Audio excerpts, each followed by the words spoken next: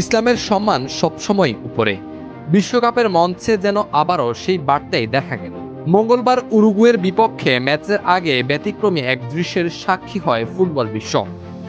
সাধারণত জাতীয় সঙ্গীতের সময় দুই দলের পতাকাই মাঠে মেলে ধরা হয়, কিন্তু সৌদি আরবের ক্ষেত্রে দেখা গেল ভিন্ন চিত্র। দেশটির পতাকায় পবিত্র কালেমা তৈয়বা লেখা থাকায় সেটি মাটিতে নামানো হয়নি, বরং সম্মানের সঙ্গে উপরে ধরে রাখা হয়। বিতর্ক এড়াতে একইভাবে উরুগুয়ের পতাকাও মাটিতে রাখা হয়নি। বিশ্বকাপে অংশ নেওয়া দেশগুলোর মধ্যে কেবল সৌদি আরব ও ইরাকের পতাকাতেই আল্লাহর নাম রয়েছে। সৌদি আইনে কালেমা খচিত পতাকাকে কখনো মাটিতে রাখা যায় না। সেই ধর্মীয় অনুভূতি ও রাষ্ট্রীয় বিধানকে সম্মান জানিয়েই ফিফা এ বিশেষ ব্যবস্থা গ্রহণ করে বলে জানা গেছে। ম্যাচে উরুগুয়ের বিপক্ষে ১-১ গোলের ড্র করে সৌদি আরব।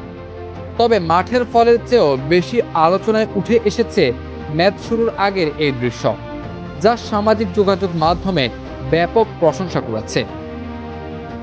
নজরুল তুহিন, বাংলা পোস্ট।